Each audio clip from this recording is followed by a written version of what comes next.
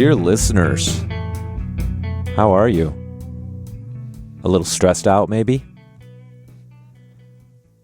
I sure am. Here in Cincinnati, we've had Nazis, I can't even fucking say it. Nazis rallying on overpasses. Guys driving around handing out KKK pamphlets. We've got state legislators working on undermining academic freedom. The same state legislators, by the way, who are in power because they keep the state unfairly and illegally gerrymandered. And of course, we're watching the national and international horrors. Jesus. Nothing like the world's richest man in a stupid baseball cap standing there with a shit-eating grin while he unplugs people's life support so that he can save a few bucks on the electric bill. Oh my God. And now the U.S. government is threatening Mexico with unilateral airstrikes against the quote-unquote cartels, whatever the fuck that means. Sorry, I'm swearing a lot. They're going to make this an explicit podcast. Oh my God. Anyway, unilateral airstrikes against the quote-unquote cartels. Let me repeat myself, whatever that means.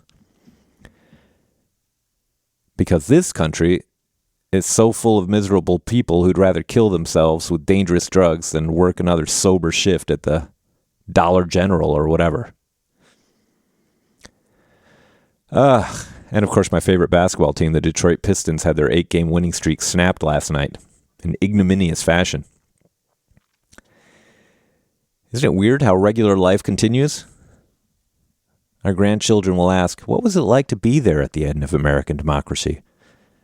And we'll say, it was a 50-50 mix of the extraordinary and the utterly and totally mundane. Of course, maybe it's not the end of American democracy. You never know. Sometimes bad luck is good luck.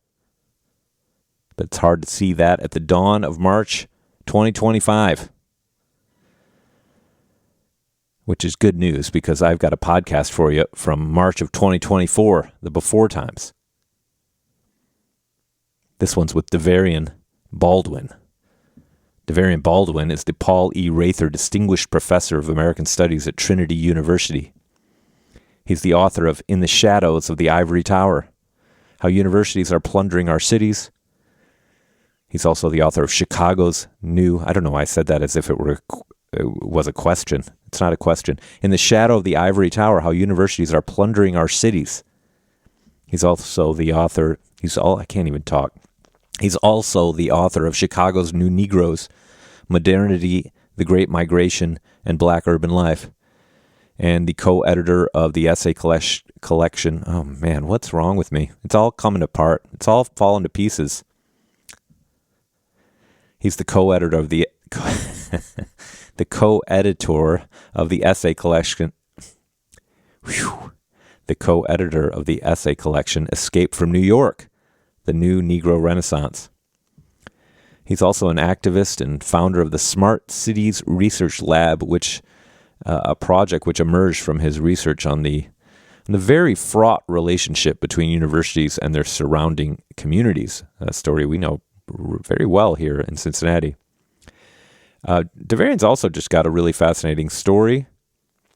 He grew up in a small Midwestern town, Beloit, Wisconsin. Not too different from the small Midwestern town I grew up in Southwest Michigan, Kalamazoo, Michigan. Comes from a working class family, ended up at Marquette University, and there learned that he could be a professor, something that had really occurred to him before. It's really actually amazing the parallels between his story and my previous guest and colleague, Jeff Zoller. I think that was episode number 2.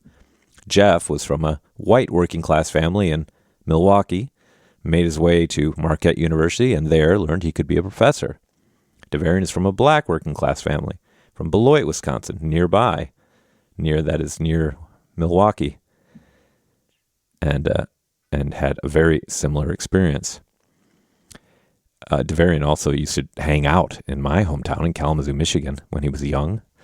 So we overlapped there, though we didn't know each other, obviously. And, it'll be obvious once you hear our conversation. I didn't know Davarian at all before we talked about this. I had just met him a couple days before. He was here doing a visiting thing, and I invited him over to talk. So we were getting to know each other, and it turned out we had all these overlapping moments in our lives. He used to come hang out in Kalamazoo. We lived in Davis Square in Somerville, Massachusetts at the same time. Again, didn't know each other at all. But here we were and talking about this and that. We're almost the exact same age, so listening to a lot of the same music, having a lot of the same experiences in the late 80s and early 90s especially. And anyway, Davarian will walk you through his whole fascinating career and life. So I hope this will be a respite from the shit show out there. There, cancel me. Go ahead. Put an explicit on this. The shit show out there.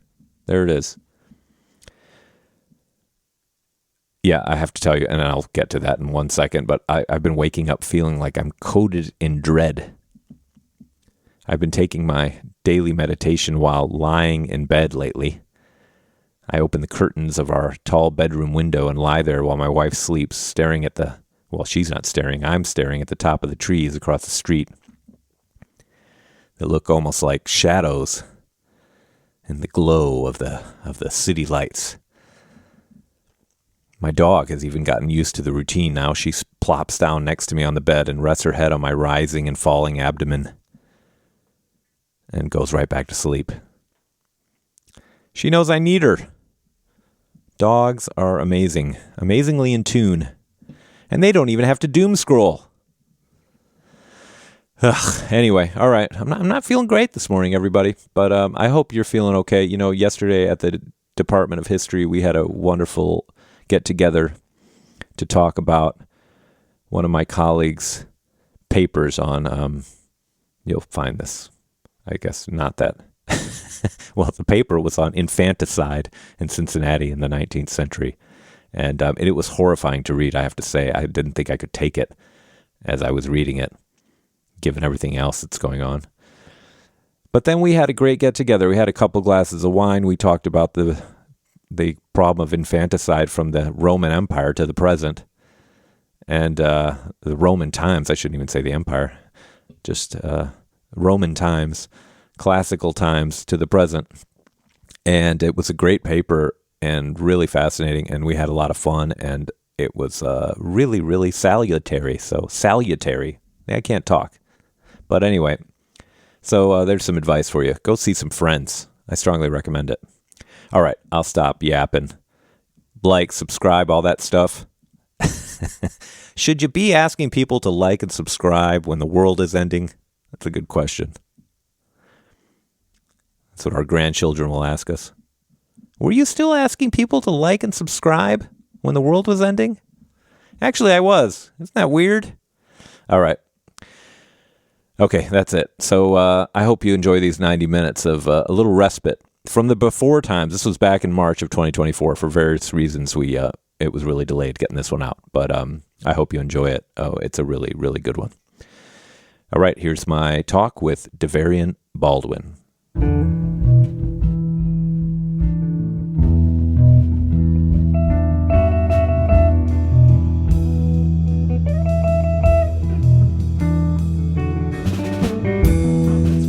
Amsterdam's one of my favorite cities, and we had our drugs conference in Utrecht in 2017, I think. Okay, yeah.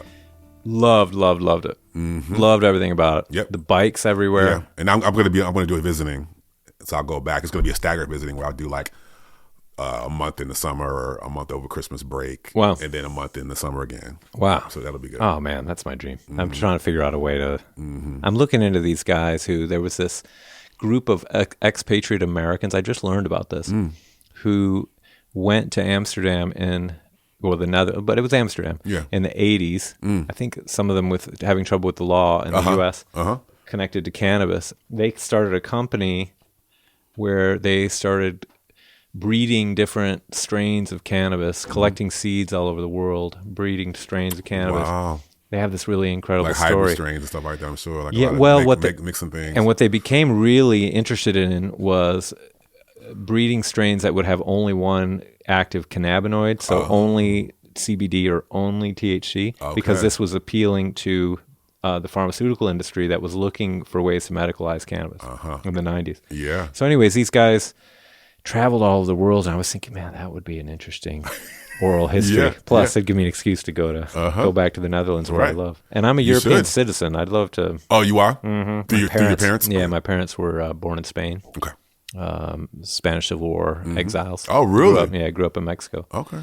Yeah, so they're older. Oh yeah, my mom's 92, going on 93. Gotcha. My dad's turned 90 in June. Got you. Okay. Yeah. I was just visiting them. So yeah, they're getting up there. Mm-hmm. Mm-hmm. I mean, I've written a little bit about the Lincoln Brigade because a lot of them came from Chicago. The black ones. Yeah. And so, good story. Yeah. You know, and some of them were pissed. They were there because they were pissed off that they couldn't get to Ethiopia. So they went to Spain to fight fascism on a different front. Oh, that's really interesting. Mm-hmm. Oh, I'd like to read that. Mm-hmm. Well, that's one thing I wanted to ask you about. So I wanted to ask how you got so interested in Chicago. I mean, you're from Milwaukee, right? I'm from Beloit, which is the small town right on the border. Oh, okay. Of Illinois and Wisconsin. Oh, okay. Yeah. Mm-hmm. Oh, all right. How close is that to Milwaukee? Didn't you say Milwaukee the other day? Yeah, because that's where my family lives now. I see. And I went to undergrad there. Oh, okay. Yeah, but I grew up in Beloit, which is an hour and 15 minutes from Milwaukee, an hour and a half from Chicago. So right in between. Okay. Mm-hmm. I got you. Where'd you go to college? Marquette. Oh, all right. In Milwaukee. Oh, all right. Milwaukee. Cool. Yeah. Mm-hmm. Are they still alive in the tournament? They're still alive, right? I don't even know. Oh, you don't pay attention? I do, but because I've been traveling, I haven't been this year. Oh, okay. I think they're playing tonight, maybe. They could be. Yeah. I think that's... They have a good team. Uh-huh. You know. So let me ask you, so I do wanted to talk about Chicago, but let me ask you, I'm just curious about, so, you know, I want to talk about some of your work and your research and that sort of, but I'm also interested in how people become historians, like how it, you know. So can we start like from the beginning? Like where, you know, what kind of upbringing did you have? Like did you come from a family of people who might have been academics or no? Or not in the traditional sense. Yeah. I feel like I came up in an area where people were brilliant. And that actually shaped my first book and my thinking around intellectual history, which is my first area. The idea that everyday people can be intellectuals came from my upbringing because my mother was an amazing storyteller and a mathematical genius, especially when it came to money, if she was motivated, you know, and so not just abstract math, but math that had a function. Mm-hmm. And but she was actually a factory worker. It was an era in the 80s when earlier affirmative action was like, you know, we need black people and women to be in compliance. And so they said, we'll hire a black woman and kill two birds with one stone. And she caught hell in the factory. And this, you know, this is like real, these like, you know, a lot of people today don't know what a factory is like, how dangerous factories are. And so she was, she worked in welding. She worked in she was in a machine shop where she had to like sand down, well, you know, in industrial strength sand down the edges on metal pieces, and the filings would pop off and go and hit her chest, hot sandings, filings hit her chest. And because if you're a guy, they go right down. But if you're a woman with a bra, they just sit there. But she couldn't say anything because they would say, "See, we told you shouldn't have a woman here." Right. So she broke the, you know, the boundary, the bar, you know, for being a black person and a woman in this factory. Taylor Freezer, they make the shake machines for like McDonald's and Burger King. Oh yeah, sure. Yeah, and so that was based in northern Illinois. We lived in southern Wisconsin. So it was her and my grandmother who was a domestic for individual homes, and she also worked at Holiday Inn as a domestic and at the local clinic. And so that was, you know, was my core family. I had extended family, of course, in town as well. But I was always amazed at the ways in which my mother told stories and the ways in which she thought. And I said, you know, later, like she's an intellectual, you know. Sure. And I was always interested in ideas and concepts and things of that nature. And so when I went to Marquette, I actually thought, though, I was like, I was always politically oriented in different ranges and levels. And so when I was in school, it was more youth activism when I was in high school. And I had done a lot of community work, and I was like a George Bush point of light. What is that? He had 2,000. He has 2,000 points of light. Right. Sure. Of course. But you know, I realized quickly because the person who I was like, oh, this is a way to say, oh, volunteerism over like state responsibility. We're gonna celebrate volunteers. Yeah. But it was a nice award. But when he came to Milwaukee, I was living in Beloit, but Air Force One came to Milwaukee, and the local points of light were supposed to meet him. And I said, no, I don't want to go. And it became a story in the Chicago Tribune Oh, and the really? in the Milwaukee Sentinel. Like, why don't you want to go? And I was like, 'cause I don't agree with the politics. And there was a whole thing. I bet. There was like a negotiation, and they, made some concessions. And I went. I was on the front page of the paper, going. So anyway, I'm just to say that's that kind of thinking, that kind of approach, that whatever was always in my mind. So then I got to Marquette, and I was like, it was the height of, we had just come out of the anti-apartheid era for colleges. Mm-hmm. So I just missed that. But I entered at the period of the culture wars, like multicultural wars around like required courses on diversity and Western civilization and all of that. And the thing at Marquette is that it's a Jesuit school, so you already are required to take like 4 philosophy courses anyway, everybody. So like, I might as well major in this, right? But at the same time, because I was in the midst of, as an organizer, as a student activist around the culture wars and around like debates about Greece and Rome as the origins of civilization, and on the other side we're talking about Africa and African kingdoms and whatever. Yeah. And I was like, wow. So I really want to understand how white supremacy thinks. So in my mind, major in philosophy. Oh, interesting. And so I became a philosophy major and was in love with the life of the mind. At the same time, I didn't know this, but Marquette was an early urban school and was a pioneer in kind of service learning and things like that, but also in efforts to kind of displace residents in their surrounding poor Black and brown community. And towards the end of my career at the university, I realized that they had put like a law school graduate in a place of political power. Like they had been thinking about this for 20, 30 years, putting him in a political power to be a judge, to make decisions. Because they ultimately wanted, the main street that goes through the city of Milwaukee is Wisconsin Avenue, and it cuts right through the campus. And they ultimately wanted to make it an enclosed traditional campus and make the main thoroughfare of Milwaukee go around the campus. Ah. And they had put him in position to vote, to be the decisive vote to make that happen. And he voted the wrong way. He voted the wrong way? He said no. Oh, really? Yeah. And the president got fired. Everyone underneath him got fired. It just blew my mind the way in which the dominoes fell. Yeah. And I didn't know that 20 years later I would write a book about these kinds of things. But I'm just saying seeds were being planted. Yeah. Growing up in Beloit, Beloit was a factory town, but also was the home of Beloit College. Uh-huh. Every Midwestern liberal arts college called itself the Harvard of the Midwest, but it did too, right? And so all these things were being planted, these seeds were being planted. But so then fast forward, when I went to, I got a degree in philosophy. I knew I wanted to be in the city. I went to Milwaukee because I wanted to be in cities. I was so frustrated, kind of like, oh, this is a big Beloit. Yeah. So my next task was, okay, I thought, I'll go into the Peace Corps when that was still a thing. Mm-hmm. But it just didn't seem, legitimate, lucrative. I was a spoken word artist. I was going to New York every month. Back when it cost like $100 to take a plane to New York, and staying in hostels and all those kind of things. Mm-hmm. And so I was in the Ronald McNair program, which is he was an African American who was an astronaut who died on the space shuttle Challenger, and they created a program in his name to encourage underrepresented individuals to go on to graduate study. So I was in that program. Okay, hold on. So I don't want to cut you off. Sure. So Beloit, like how many people we're talking about? 35,000. 35,000, okay. Yeah, small about town. that size. All right. And then I wanted to ask you, so this can dovetail with what you were about to say. Mm-hmm. I'm curious when you started getting kind of politically active or politically enlightened or inspired. Right.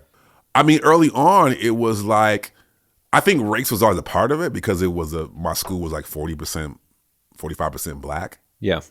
And then white, like just white. And the other one was primarily white, maybe like 5% Latinx. Yeah, that's like how I grew up too in the Midwest. Mm-hmm. I mean, it's changed a lot since then. Mm-hmm. Like the Latinx population has exploded, like a lot of Midwestern towns. Yeah. And the Black population has kind of stagnated or shrunk. Mm-hmm.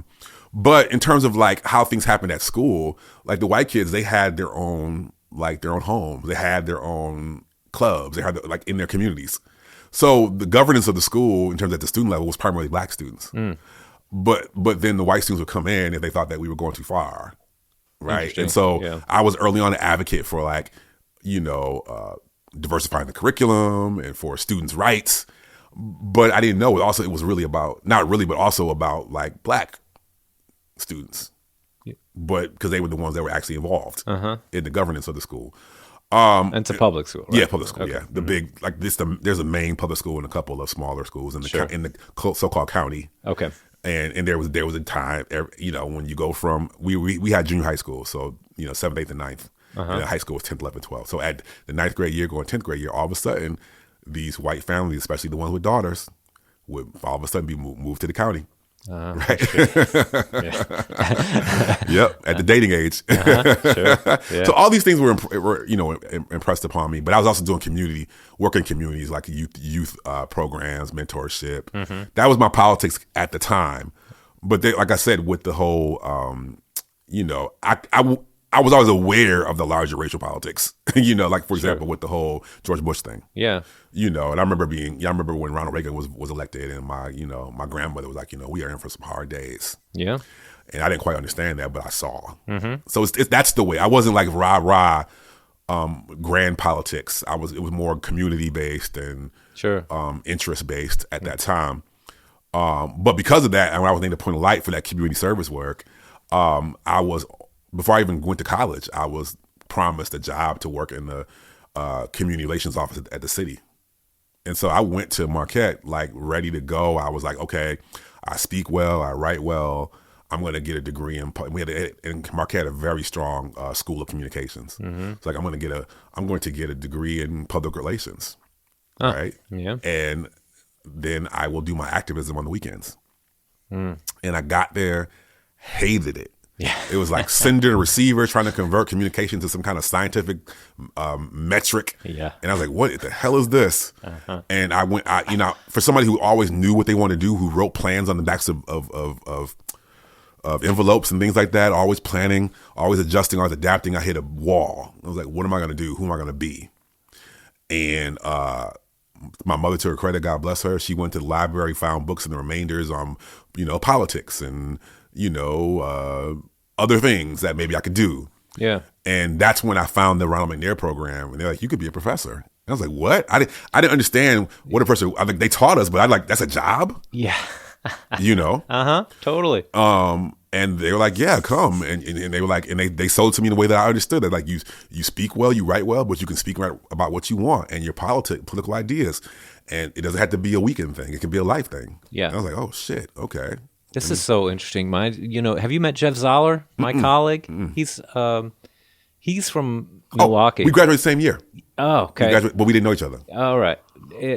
So he went to Marquette, and he has like a really similar story. I've had him in here to talk, and he had a similar thing. He comes from a super working class background. Yep. Nobody in his family, everybody. He was talking about how everybody was out of work in the 70s, and his dad was a fireman, and then he goes to Marquette and just loves reading. Yep.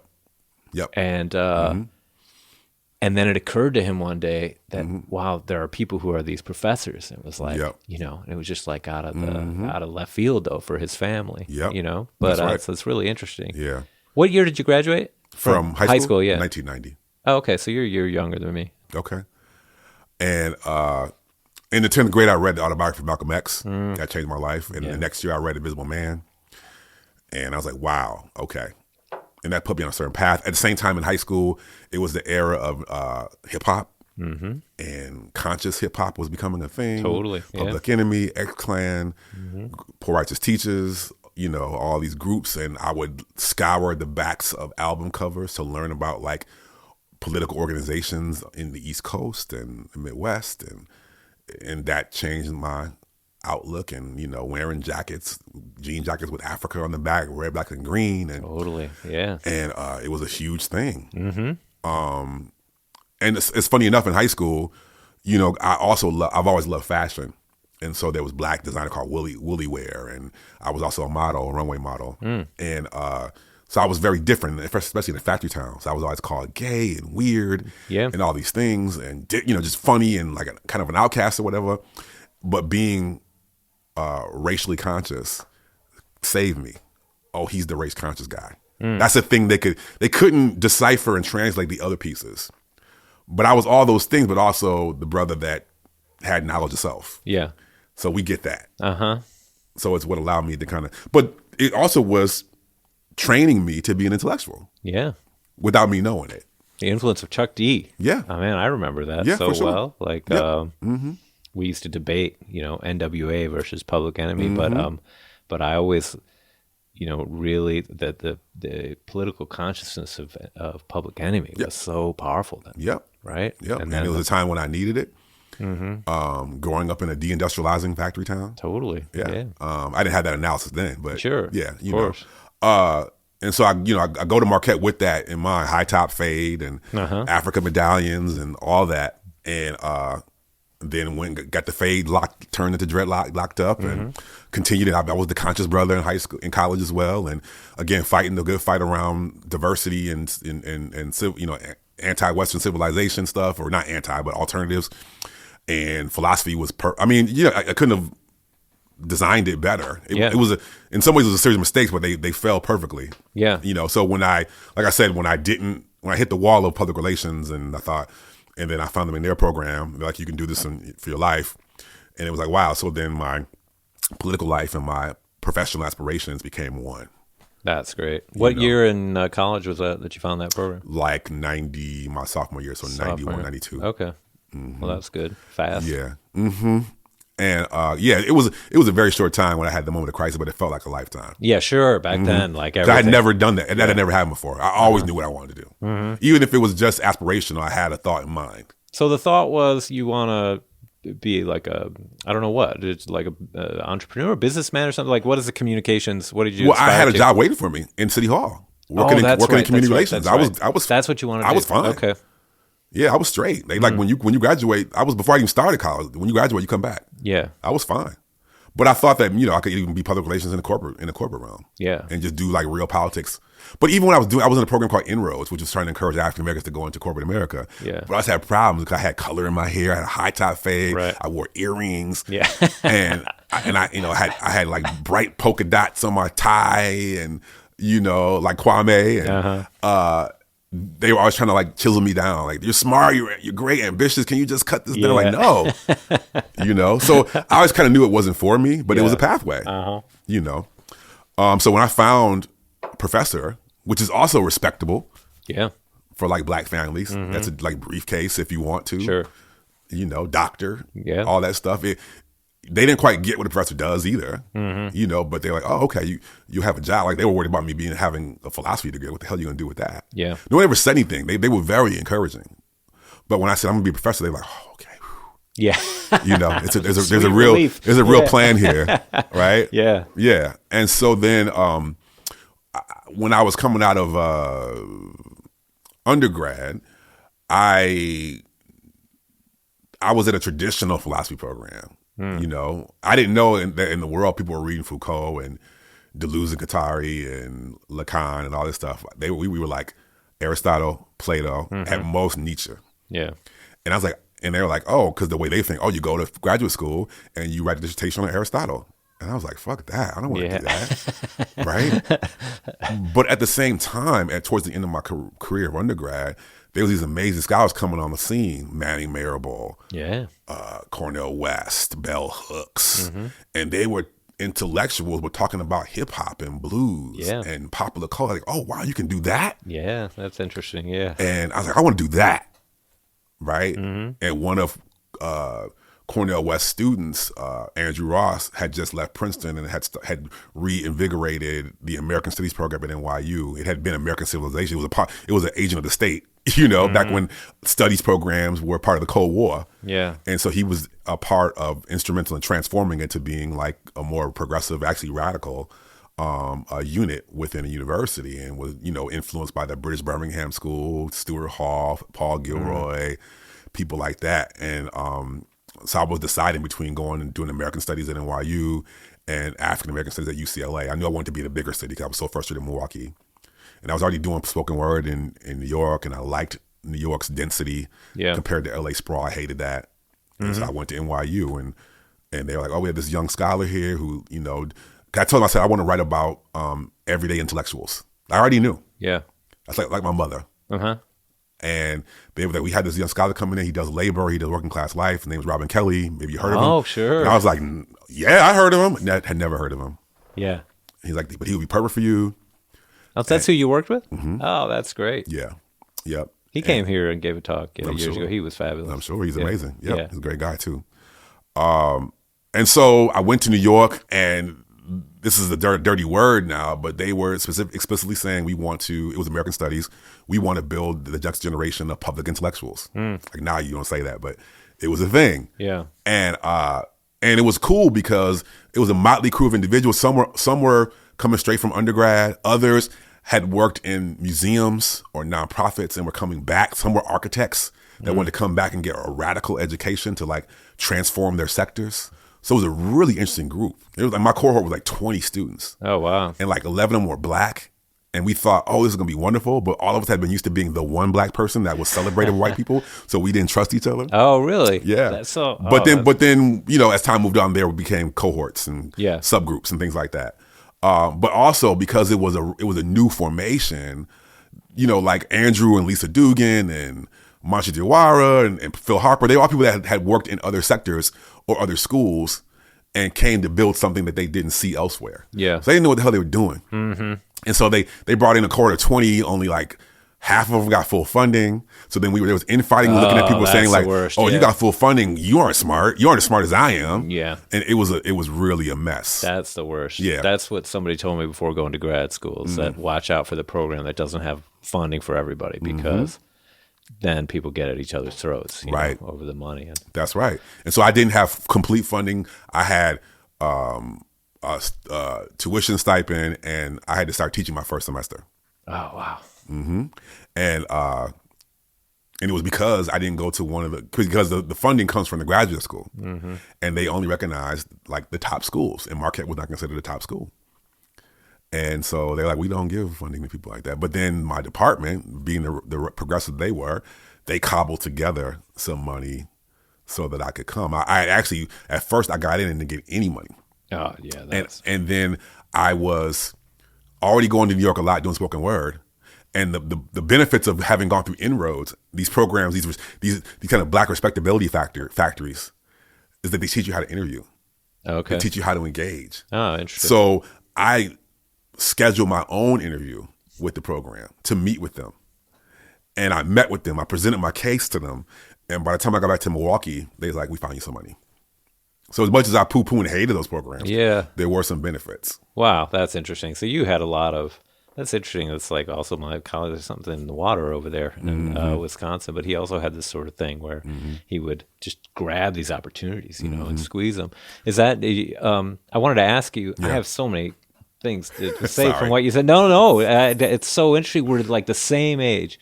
And I took a class when I was at Michigan with a sociologist named Alfred Young.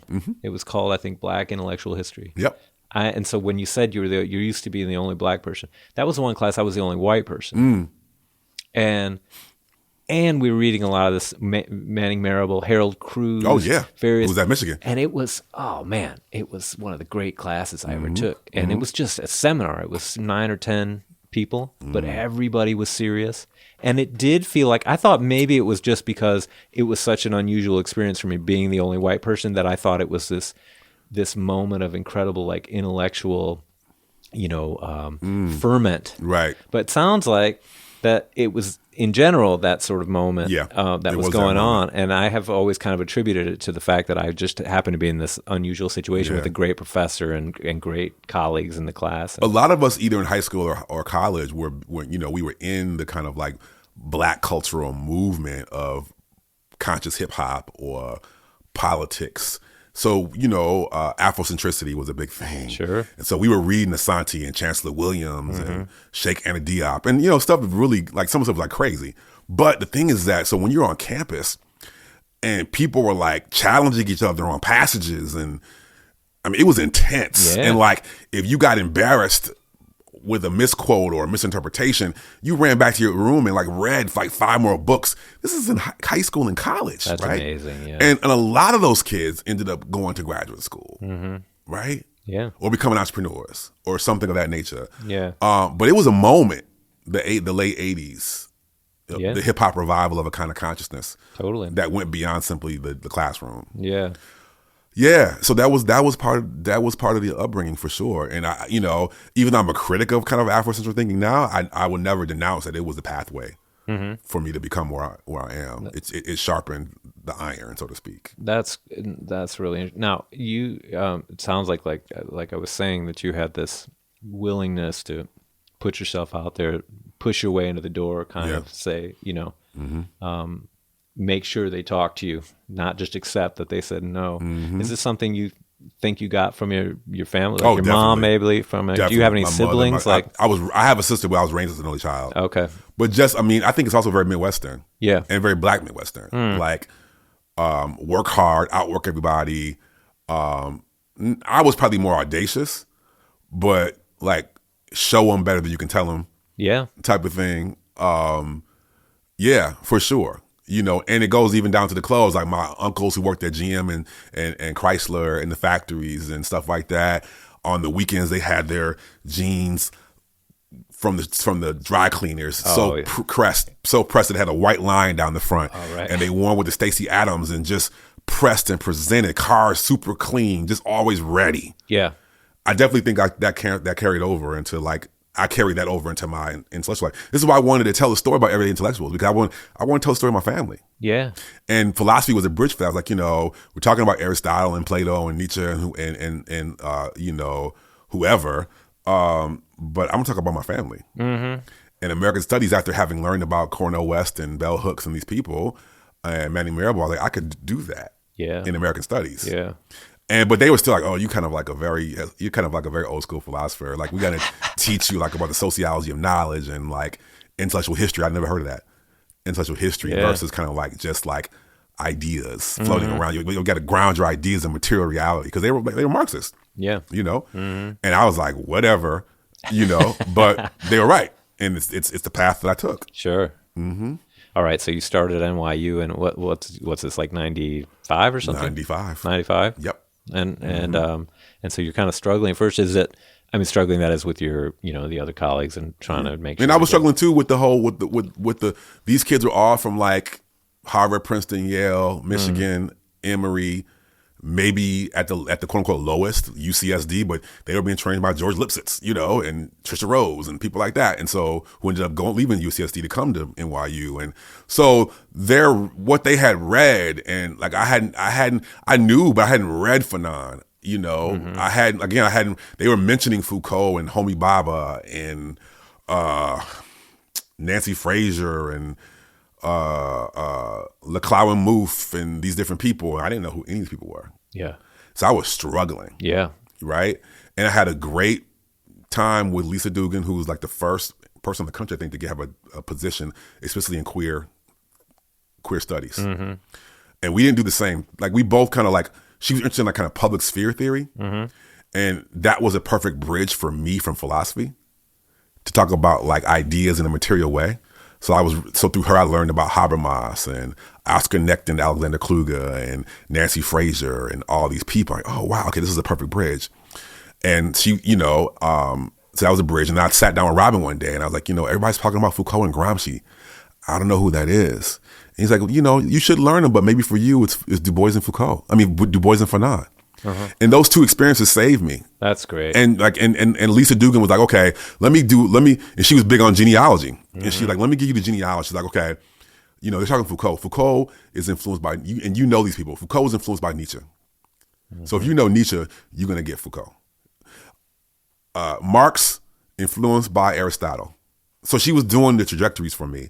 And she's like, you actually are you are the most perfectly prepared. Oh, that's great. To be here. And it wasn't necessarily all the way true. Yeah. But it gave me a level of confidence, and her mapping techniques of ideas transformed my confidence and my ability to shorthand and engage in those seminars that were very, oh my God, so much flexing, so much arrogance, so much, so many pissing contests. And I just thought, I'm going to lose all of these. Yeah. And for example, come on, how many pages was your thesis? Oh, yours was 100. Oh, mine was only 50. And I went home like, oh my God, I was talking to my college advisor, and I was like, I can't keep up. I can't compete. And he was like, yours might have been 50 and theirs was 100, but y'all both in the same seminar room. Right. Y'all both there. Yeah, sure. Did your advisor, like Robin, Did you have to go to them, or did they, go out of their way to make sure that? Yeah, it's New York. It's not a college town, so everybody was like doing their own thing. Yeah, and you had to be really aggressive. And the Midwestern part of me is like, you don't follow up behind somebody unless you really need something. And he had so many students that he primarily attended to the squeaky wheel. And certain students that knew how to be the squeaky wheel to get what they wanted. Yeah. I didn't get that, and that wasn't my character. But at the same time, whenever I needed something, he was there. Yeah. So like there were times in the summer times where I like didn't have any money. This is when websites were new. And so the kids that learned how to do web design had money in the summer. If you had a master's degree or a year of graduate school in New York, that's not going to translate into a job. And so I was struggling. And so I was about to leave a couple of times, and he found me jobs working like Stanley Nelson, filmmaker, and he was friends with everybody, was doing a film on Marcus Garvey. He was like, I'll come be a research assistant for the film. Oh, that's great. Stuff like that. That's a great job, too. Yeah. And also, it was building my profile. I didn't know that. I just needed money, So, yeah, it was a lot of things, just having opportunities fell in my lap. People took, care of me. I think they saw I was always ambitious in different ways. And I think they saw that I was always thinking. And some later said, those who were who had the right quotes and had the right things is different than a real thinker. Yeah. And they're like, you don't know all the right things, but you know how to ask questions, you know how to engage, you're always engaging, and your stuff is grounded in like politics and not just hypothetical or analogic, but real. And you have this philosophy background that's actually going to be to your benefit. And so through Robin, I learned about kind of more material history for Beloit, E.P. Thompson, people I'd never heard of, and it just totally started making sense. And that ultimately became the foundation for my first book, Chicago's New Negroes, which was, I had learned about organic intellectuals through, Gramsci, and I didn't quite want to do that, but I was like, okay, and I was also interested in hip hop, and this is part of the part of the story, is like, I was like, okay, through the lens of hip hop as a knowledge project, I was like talking about regional differences because it's like East Coast, West Coast, and people talk about Midwestern identity and hip hop and things like that. And I was like, I remember being a high school kid and a college kid going to New York and getting booed off of stages doing spoken word because we were not from New York. Right. And then at the same time, like, I wouldn't have learned about hip hop. So people, the story, were you at the park in the Bronx? If you weren't, you aren't real hip hop. Right. And I was like, I'm from the Midwest. I'm not from New York. The reason why I learned about hip hop was because of mixtapes and the Fresh concerts that were tours. I learned about this political project through the commercial marketplace. So a hard Marxist line about how commercialism is corruption didn't make sense to me. Yeah. And I wanted to grapple with that conundrum about how commercial networks could be used against their own design and intention. And so I was thinking about that. I was thinking about this whole idea of organic intellectuals. And I was like, and I was thinking about like, I did it totally backwards. You usually go to New York or go to LA and you write about something in New York or LA. Right. Well, that's what I was curious about. Yeah. Right. And I was stupid. And so I was in New York, and if you want to do like a history of the early 20th century, it's Harlem Renaissance. Right. And I was like, but there are other ways, and this was influenced by I had written a piece on hip hop and regional differences in hip hop. And the dominance of kind of a New York centric style and how it dominated hip hop regionally. So I wanted to go back historically and talk about how this is an ongoing thing, that regional assumptions in New York and kind of a New York centric framework shaped a lot of cultural formations throughout Black history. And so I wanted to look at the Harlem Renaissance at a deeper level. Like, is this the only way to do? And I was noticing how people would say, okay, there's a Harlem Renaissance, and then you have these variables, and then you find them in another city, and you call it a Renaissance. And I was like, wait a minute. I said, but you're missing a lot of stuff. Like, what would it mean if you actually went to the city, saw what was going on, and understood how it was emerging organically? And I was from the Midwest, And I was like, wow, Chicago was the home of like gospel music. Chicago was the home of independent black filmmaking. Chicago was the home of all these things, but they were commercially based cultural productions. From a Renaissance perspective and a Marxist perspective, those are false. They aren't real. Yeah. And I was like, but what if this is actually because Chicago is an industrial hub, it's a migration center, that these black folks found a way to make political statements through the commercial marketplace because it wasn't the hub of publishing houses like New York and theaters. Right. And so, but the scholarship would have said, and the scholarship did say, there was no Renaissance in Chicago for these very reasons. Yeah. And I was like, so you're going to say that these beauty culturalists and these pioneers in gospel music and these athletes that blues, in right? blues, electric blues, right, this is not a Renaissance? Yeah.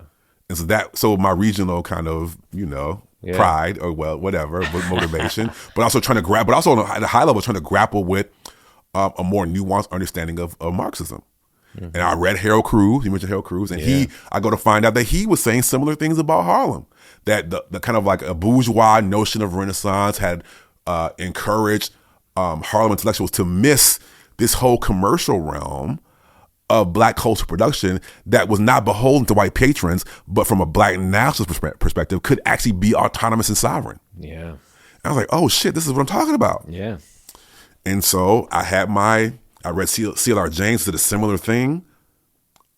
And I was like, this is my archive. Yeah. This is my framework. And that became the foundation for Chicago's New Negroes, my first book. Harold Cruse, I remember being so excited about that. All of us being. And black intellectuals, they hated it because he would call people out. He was totally. He was an asshole, right? But he was so smart. Yeah, absolutely. He came through the early black studies years, professor at Michigan, but didn't have a PhD. Yeah, but there were a lot of people like that. Yeah, brilliant. He was in New York, but in the tradition of the New York Jewish intellectuals. They came through journalism, writing for local magazines and newspapers and were music critics. Yeah. And he was of that similar tradition, but a generation later. Yeah.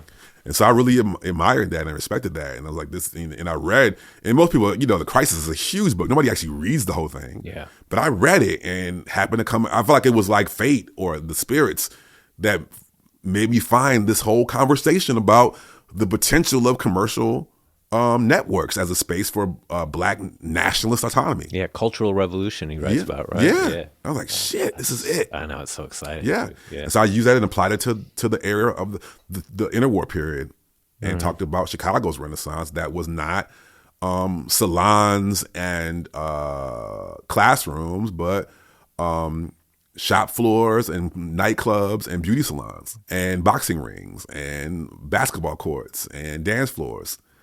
And what would it mean to talk about what I call a marketplace intellectual? Yeah. So, what kind of sources do you use to deal with this? So the films, the music, the big time, the advertisements, and newspaper reports, correspondence between different people. Yeah.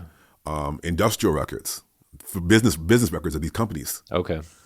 And that was my template. That was the archive. And this was interesting because this is an era when cultural history was on the rise. And traditional social historians and others were like, how do you demonstrate, how do you verify meaning? And how do you demonstrate causality? Because I'll find out later, they're using an 18th century model of the sciences because that gave history legitimacy throughout the 20th century. I'm becoming a social historian. I'm actually also learning, this is going to be my later work, learning the origins of the disciplines. Yeah. Right? And at a time when the sciences have moved on to abstract, speculative sciences, but the history was trying to, mock or mimic or yoke 18th century science. Right. And so I hated that, and so I had to go hard. And Robin, to his credit, he was delving in cultural sources in the work that he was doing, but mostly talking about labor issues and class.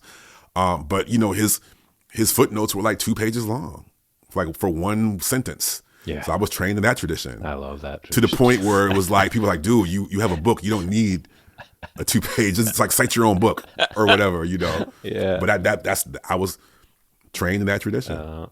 But part of it was to demonstrate like meaning. Yeah. To map out how I'm crafting a logic. So like you can have a cultural product, but situating it within this web. So people like Clifford Geertz using that webs of meaning to be able to demonstrate why we can divine what this can potentially mean. Right. The seemingly innocuous piece of culture, especially a commercialized piece of culture, where you're going to argue from one side, from a high history side, that that you can't demonstrate meaning. And from a Marxist side, you can demonstrate meaning. It's just corrupted. Right. It's capitalist. Yeah. And so I was in between trying to navigate those two worlds. Did you get any pushback on the project at first? Or? Yeah. Yeah. I mean, I was one of the people that I not work with, but took classes with, was like the top intellectual historian in the country, Tom Bender. He hated it. Yeah. Because I found out later, intellectual history was always already insecure. Because they were social historians saying, you write about speeches and correspondence. That's not real history. Yeah. So then you got this black kid coming in talking about, I don't even want to do that. I want to talk about like sonic realms and embodied knowledge. And the response I got was like, well, if you say these people are intellectuals, then everyone's an intellectual. And I was like, yeah, precisely. So you stuck with it. Yeah. Thank God, Robin. I mean, I would go because at the time I was in American Studies, and we felt that in order to get a job, we had to pass through a discipline.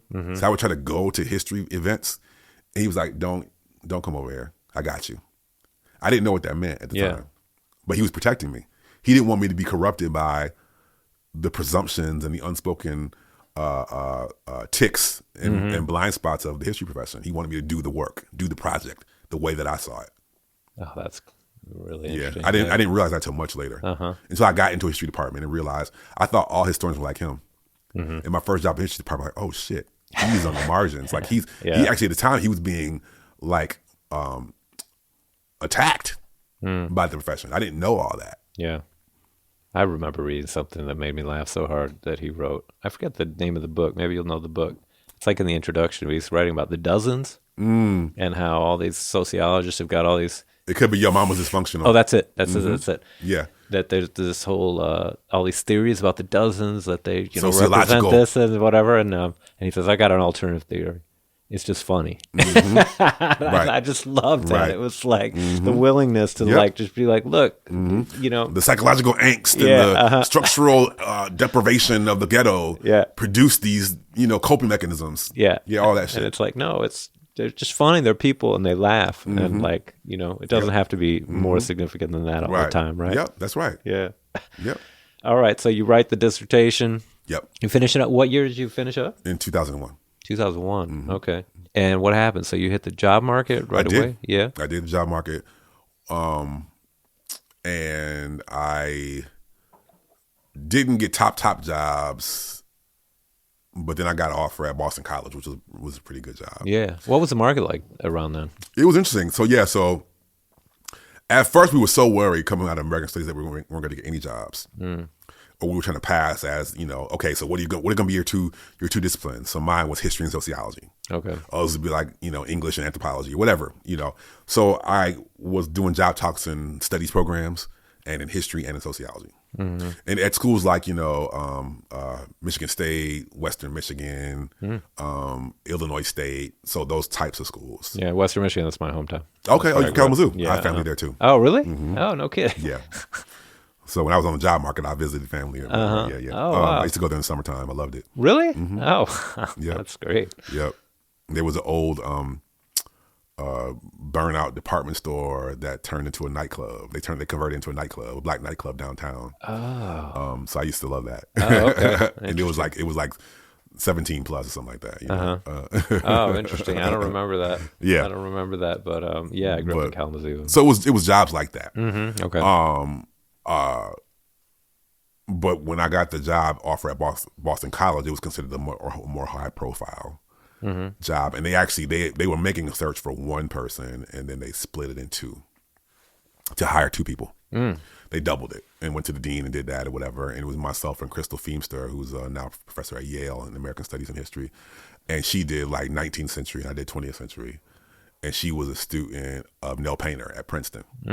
And so come to find out later, they loved having a Nell Painter student and a Robin Kelley student. Yeah. And of course, Robin Kelley was a student of Nell Painter.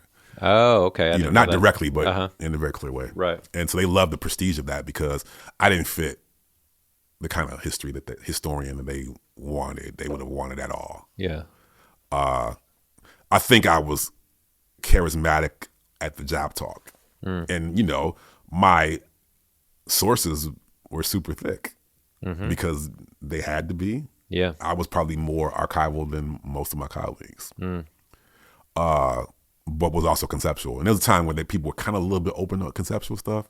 But you guys want the job market. So we were worried about not getting any jobs. And all of a sudden, not because of intellectual reasons, but because there was already a little bit of compression in hires, we came out, all of a sudden we became hot. Like, oh, you can teach history, English, African American studies, philosophy. We got a 5-for-1 if we hire you. Yeah, I can see that thinking working. So we went from being,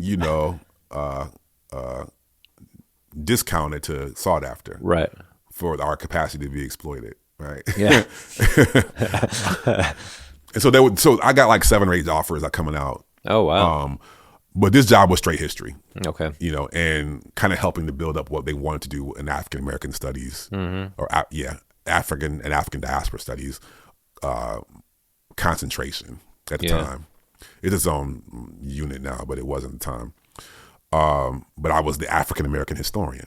Okay. And I was, I didn't know what that meant. Because I had never taught like surveys. I didn't think like a historian. I didn't think in terms of areas and coverage. Yeah. I thought conceptually. And so when I got to Boston College and they were like, to their credit, they didn't make me teach like a survey. I taught thematic courses. But on the other side, they were like, well, why are you hanging out with like the Latin Americanists? Why aren't you over here with the U.S. historians? And I was like, because I'm interested in modernity. And the best scholars talking about modernity are Latin Americanists. Walter Mignolo, other people, like, that's hot. Yeah. And they couldn't understand that. And I couldn't understand why they couldn't understand that. Yeah. And I was learning by trial by fire about what it means to be a historian. Yeah.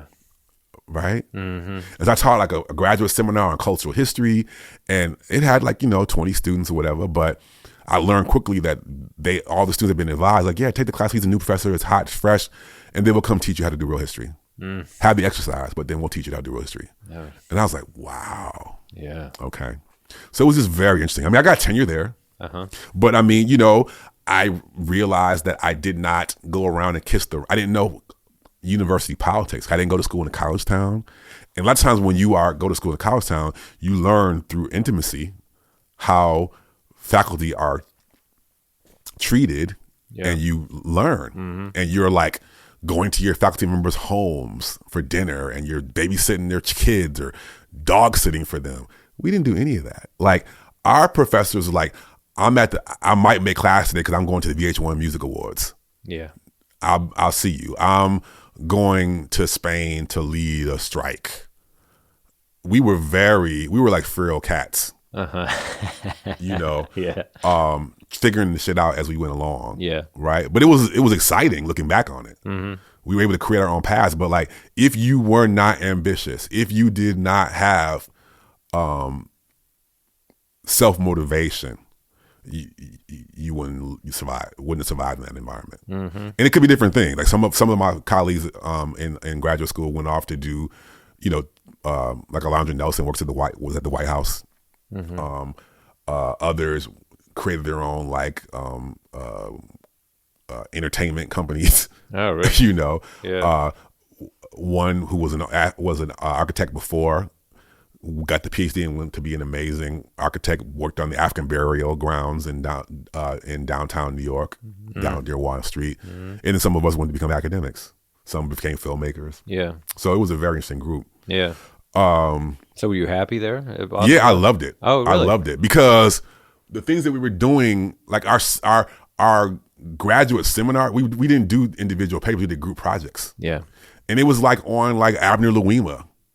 like, the brother who was plundered by the police. Yeah, I remember that. So they wanted us to be public intellectuals. We were using our scholarship to engage in the events of the day. Like I did a group project. We did one. Affirmative action was on trial at the Supreme Court, and I had a couple of people who had been lawyers before, and I was interested in race and politics. And so our project was on engaging the affirmative action trials. Like I said, another group did a project on kind of blackness and futurism, and they ended up writing like one of the first books on Afrofuturism. Yeah, coming out of that seminar project. Yeah, and so it was stuff like that. Yeah, it was sure, really interesting. Yeah, but were you happy at Boston College? Oh, I'm sorry. Oh no, that's okay. I'm glad you said that anyway. But Boston College, it was a good first job, but intellectually, I felt a bit stunted. Yeah, because I was teaching myself how to fit and pass as an African American historian. I really wasn't that. Yeah. So then. Well, yeah, and you write too about, you've written this article about how difficult it is to be a black professor. Yeah. Right? Yeah. And you're teaching evaluations and your persona. Right. And so but you're also in this department where you're also like an outsider disciplinarily. Yeah, exactly. Yeah. Right. So that must have been. And they were all good people, had good intentions. They just thought in terms of areas and time periods, and didn't know how to protect me in these other ways. Right. And so, like I said before, like I would be in class, and the thing about Boston College too is different than what I teach now, is these are kids that are strivers. So like, young Democrats and college Republicans were real things. Yeah. Like their identity, they weren't they were Boston College was becoming a more wealthy school, but it was like strivers kids. And so they're very conscious about their class identity. And so, or their racial identity as well. And it's a Jesuit school. Yeah. And had a radical history. So like Catholic worker was like housed there. Okay. But they were all being pushed out for a more kind of corporate Catholicism. As the school was moving up in the rankings through sports and other things. Right. That was changing the kind of kids we were having in the classroom. And I had a student say to me, oh wow, I'm so glad I had you as a professor, because I had another black professor and they were horrible, and I didn't want to think that now I know all black professors aren't like that. And they thought they were giving me a compliment. I had another student, because of I liked clothes anyway, so I was always dressed down to the nines, and I wasn't always wearing suits, but would wear suits sometimes. And, I wore a suit one day, and a student was like, oh, you look like a pimp. Oh my God. Another student said, I think I came to campus. I wasn't teaching that day, casually. Like, oh, wow, you don't have on your outfit. You don't have on your costume. Sorry. You don't have on your costume. Your costume. Yeah. So it was, and those are just a couple of things. I mean, all my teaching evaluations, he's confrontational, he's arrogant. He's off-putting, he's intimidating, all these things. But what it really was is that I was old school. I wouldn't call people's names even when they didn't raise their hand. Yeah. I had expectations about how they did their work. I really believed in the life of the mind. Mm-hmm. Sure. Right. I didn't see myself as an academic. I saw myself as an intellectual. Yeah. And that meant that I took this shit serious. And because I was tied to my politics, I saw it as life and death. Mm-hmm. And that, for kids that are just trying to get an A, sure, that doesn't work, right? Totally, yeah. I mean, also, like, I taught a class on Invisible Man. It was like, it was called Black Modernity, because I was trying to work through those ideas, with Latin Americans. It was a part of my title in my book. Mm-hmm. And we were dealing with really big ideas. We were reading Paul Gilroy's, Black Atlantic and in undergrad. It was really heady and stuff like that. And I remember when I think Cornel West came to give a talk at our school. I think I invited him. And students said, "Oh wow, those are real concepts. I thought you were just making that shit up." Oh, jeez. Yeah. Because I was the black guy and I was saying it. Right. Oh man. You laugh not from being angry, right? But yeah, it was crazy. And this is all while trying to get tenure. Sure. And then these evaluations become battlefields, because at the time they were the coin of the realm. Yeah. And they're totally fraught with all of the things that both I and my students brought to the table. And they were really about performing fidelity, performing authority, but also performing service, and performing consumerism for the students' parts. Right? That I give it a high rating if the class was easy. Sure. As compared to the merits of the material. Yep. Too much reading, not enough reading, whatever.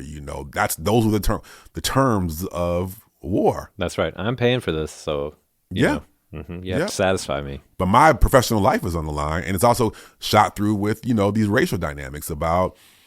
I always say before, I always assume, oh, good, I have a group of white, progressive kids, like the hippie kids with dreadlocks and worked in the nonprofits. They were the worst. Really? Because they were only used to dealing with black people as wards, as stewards. They weren't used to dealing with a black person that was their boss. Yeah. That was their superior. Right. So they were the worst. Yeah. Oh, geez. So you battled through all that. And so when I came up for tenure, because I went to NYU and we weren't trained to be professional academics. We were trained to be intellectuals, to go out there and, tilt at windmills and whatever. Yeah. And so I didn't know I was supposed to go around to every professor and shake hands and ask them if they could look at my work. And I'm like, I'm going to do my work. Yeah. But I started to get a sense as I got closer and closer to tenure. And I knew that if I didn't do something, I wasn't going to get tenure. So I had a pre-tenure sabbatical and I went on the market.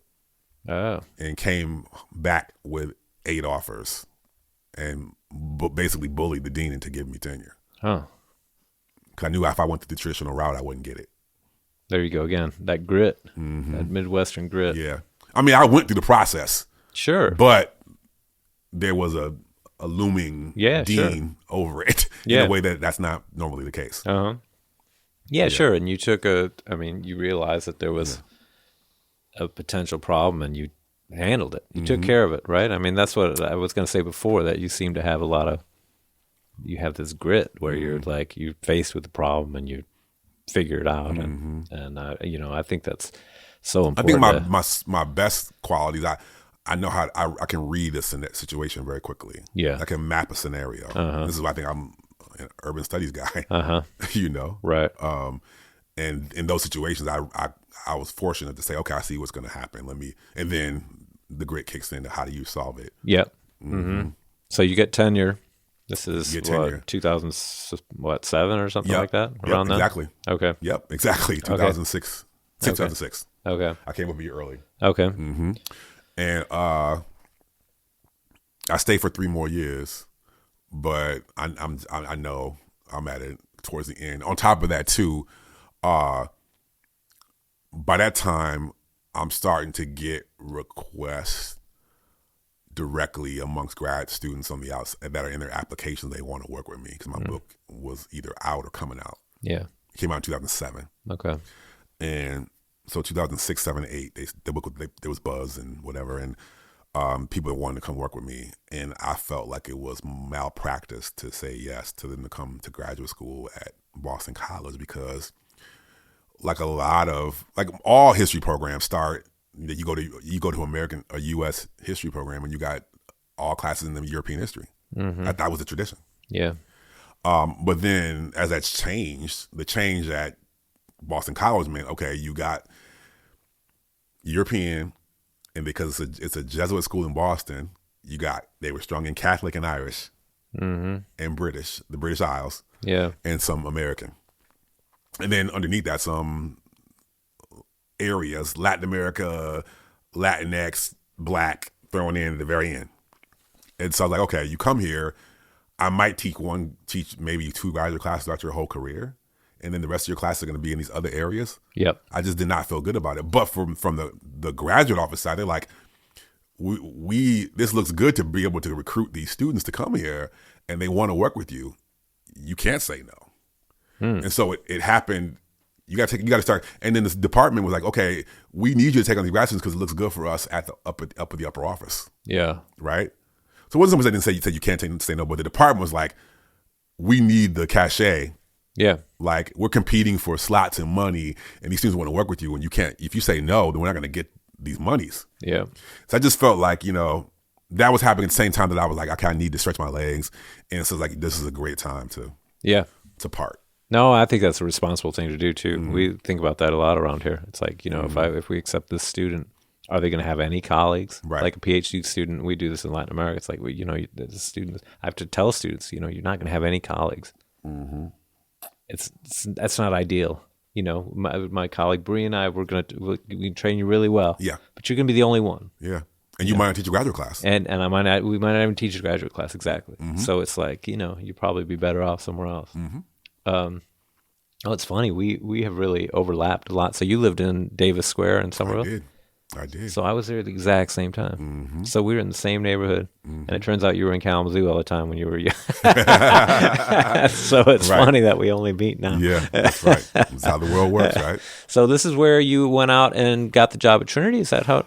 Kind of how it worked. So at the same time on the family side, my then wife was she followed me to Boston. She had worked at when I was in grad school. She worked at the Mighty Legal Aid Society in Manhattan, and when I moved to Boston, and she transitioned to working in the College of Criminal Justice at Northeastern, becoming a professor. Mm-hmm. But there was only so far she could go, and she was getting so she got her PhD at Northeastern as well, because she didn't go the law review route that most academic lawyers go. Yeah, she was a hardcore defense attorney. So it was hard to break into the law schools. Yeah. But then a law school in Springfield, Mass. Called Western New England made an offer to her. So she started, it's like an hour and a half, 15 minutes away from Boston. So at first she was commuting out there, 2 or 3 times a week. Yeah. And it was tough. And it was tough because we had 2 young kids at the time. And, I'm not proud of this, but the gender division of labor, like, the kids need to be close to the mom. Mm-hmm. She had the more responsibilities. They were more connected to her in that regard in the day-to-day. So then we decided to move out to Springfield so that everything would be closer to her job. Okay. And I commuted back to Boston. Okay. And she's more of a driver. I'm not the big, I had all those romantic ideas about being a college professor and walking and biking into school and having the, now everybody wants to be near a college area. It's totally unaffordable for college professors to live near college in most neighborhoods. Right. Sure. And I write about this later, but so I'm commuting, Massachusetts winters, hating every minute of it. Man, yeah. So I do that for like 2 years. Like 2007 to 2009, and then this small liberal arts college, Trinity College, was doing searches. They were doing a Dow chair search in race. I didn't know what the hell that was. Like, what the fuck is race, right? Race, in race. People talk like that. I'm like, what does that mean? Yeah, right. But I was like, where's Trinity? And I knew Vijay Prashad, who was there, great scholar, activist, and like, oh yeah, VJ's there. And then I realized, it's 20 minutes from Springfield, and it's an endowed chair, so it's a move up. Yeah. And so it's in American Studies, and so I applied. I got it. I didn't know much about. I thought I would never. I didn't know what a liberal arts college was. Growing up in a factory town in the Midwest, there's either Ivy Leagues or big state schools. Yeah. I didn't know these are the finishing schools for the gentry class. Mm-hmm. It was a whole different world. Yeah. So I went there, taught. I was still myself. The students liked it, but I had a student come and complain to the chair saying he doesn't understand the Trinity way. So a new level of racism and patronizing, like the class level of gentry class level of like tradition and the way things are, how you do things. Mm-hmm. So that was interesting. What do you think they meant by that at that? Well, I was asking too much, asking the wrong things of them. Had too much expectations. Like we aren't here to be serious. We're here to just finish. Right. We're here to be members of the clubs and the eating tables and this is a lifestyle. This is not right. They weren't sending kids to graduate school until I got that in my department. Until I got there, I was taking this shit seriously. So I was like, okay, I'm going to train you to go to grad school if you want to, or if you want to get a master's in planning, or you want to work for the city. I'm going to train you. Sure.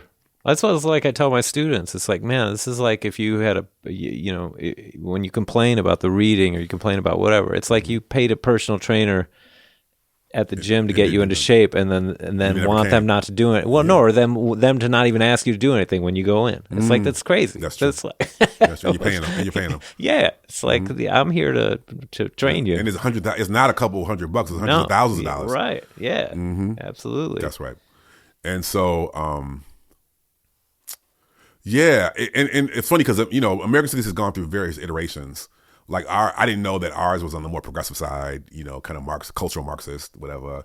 But they're also old school kind of myth and symbol, like American traditions, or some that are like English history mix. That's what it basically is, like very conventional. And so ours was in that tradition, but we were moving in different pathways. I was one of the few people in my department that actually had a PhD in American Studies, and it was a very different kind of American Studies. But it was a good program, and in that program, I realized the degrees to which I had been trying to fit myself into being a historian. And it wasn't that anybody had said anything. Yeah. But just being in American Studies, my whole world just opened up in terms of like the things I started doing. Yeah. Because it wasn't confined with, okay, a history of this. Or putting dates on the end of it. Right. It just changed the kind of projects I was working on, the kind of classes I was teaching. Yeah. The way I even defined myself as an intellectual academic. Yeah. And it just opened me up.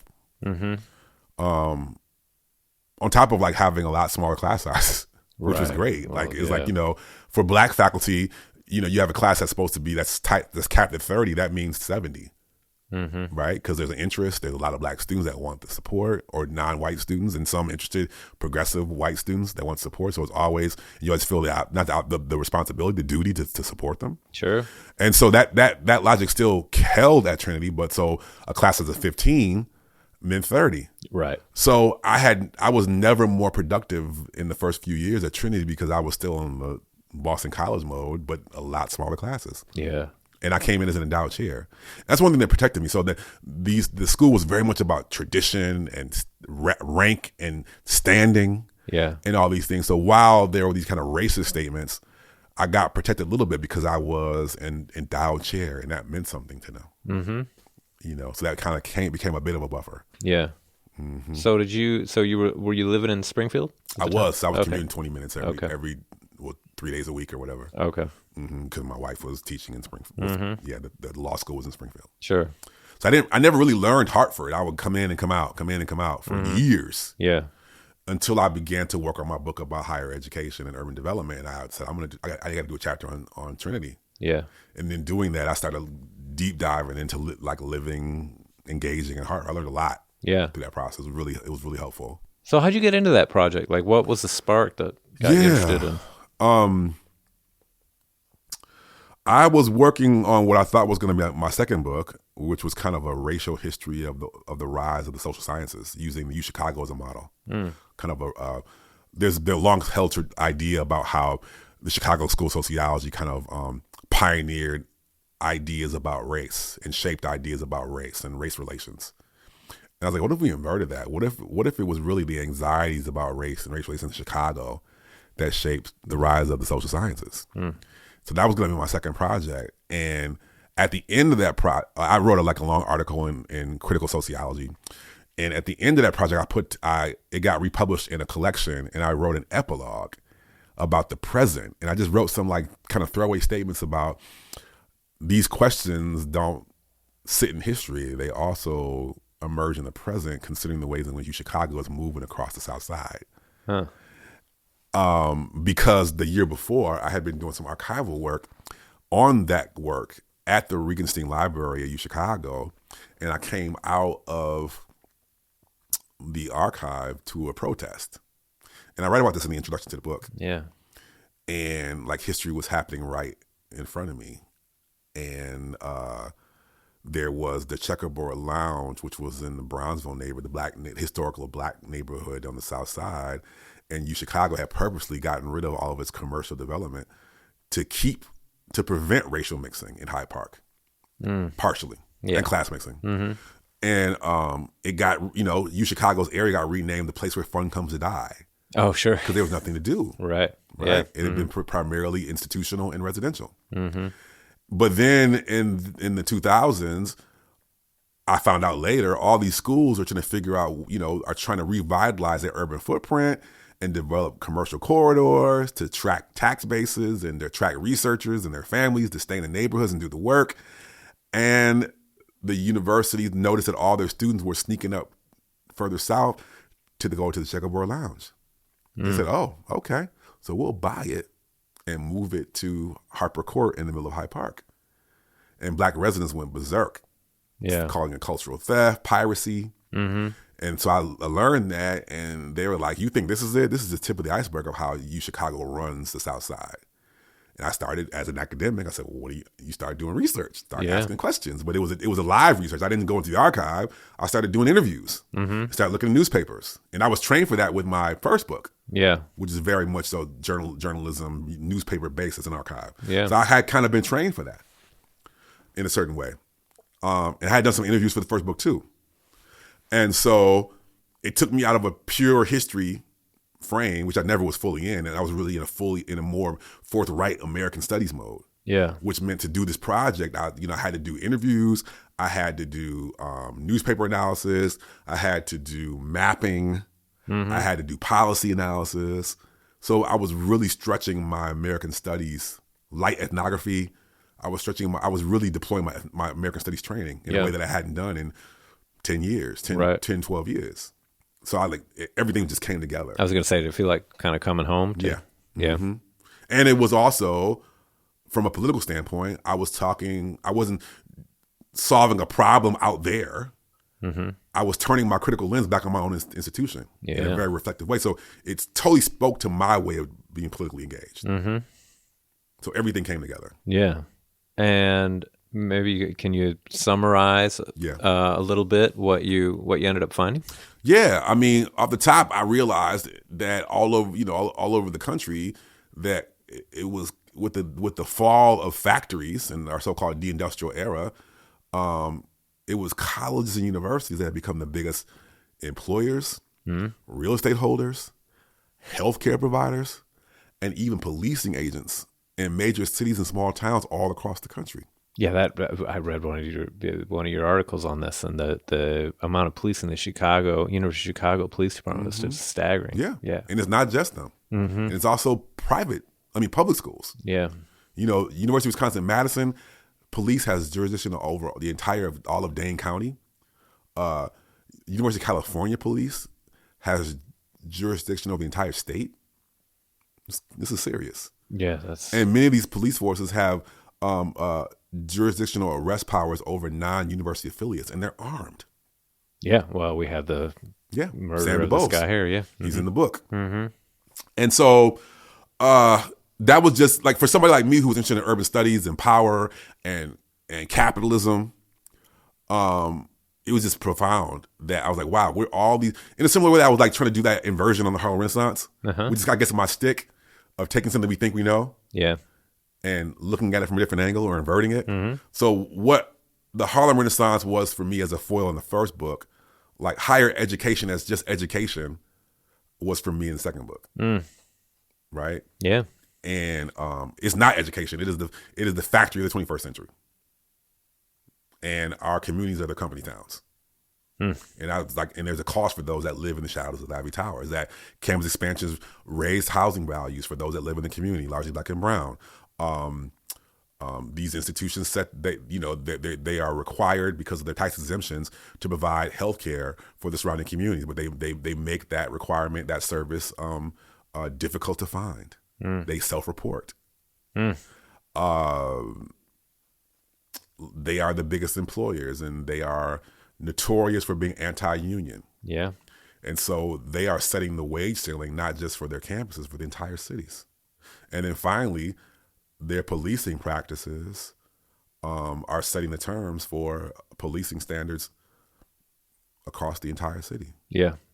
And so I was like, this is not an Ivy Tower story. And my epilogue is called The Ivy Tower is Dead.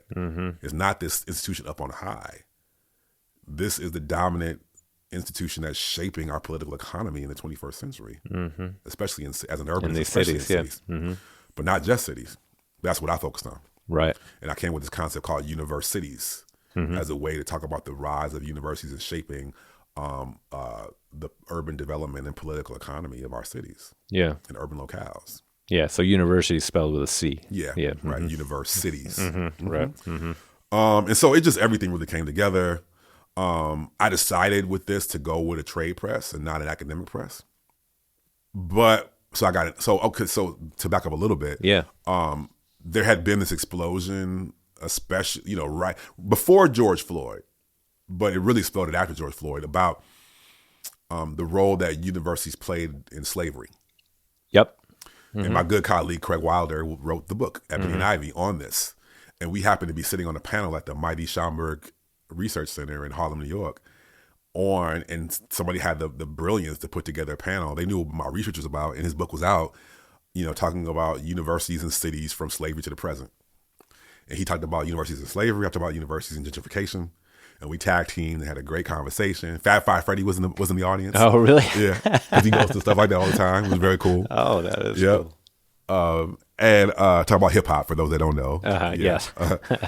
Pioneer. Yeah, pioneer, right. Yeah. And afterwards, and he's such a good dude, Craig Wilder, he was like, this is an amazing project. You need to get an agent. Oh. This needs to be bigger than talking to our peers. Yeah, sure. And so he put me in touch with his agent. She helped me write it up for abroad. It was very different writing than what we do, even though we think we're great storytellers. Yeah. Very different. And we went to some big publishers, and they were like, oh, and we thought, oh, this is going to be broad. They're like, oh, hell no, this is niche. We can't sell it. And their mentality is not as a good idea. Can we sell it? Right. They're like, we can't sell it. It's like, Simon & Schuster and, whatever, the big Norton. They're like, oh, no. Yeah. But then the middle tier presses, like middle-sized boutique presses, like New Press, Free Press, at the time, what was Nation Press for Nation magazine, they became Bold type books. They liked it, and they're like, we can sell this, and it has a social justice angle. We can do this. And I ended up going with Bold type books, which used to be Nation books. But then the book came out right at the height of the pandemic. And at the time, they were saying straight up, you can't get on a podcast, you can't get an op-ed if you're not talking directly about the pandemic, about COVID and its effects. Yeah. But then shortly thereafter, George Floyd hit. And as people were talking about policing, and specifically police abolition and investigating police, they were like, wait a minute, the biggest police force in my community is not the municipal police, it's the campus police. Yeah.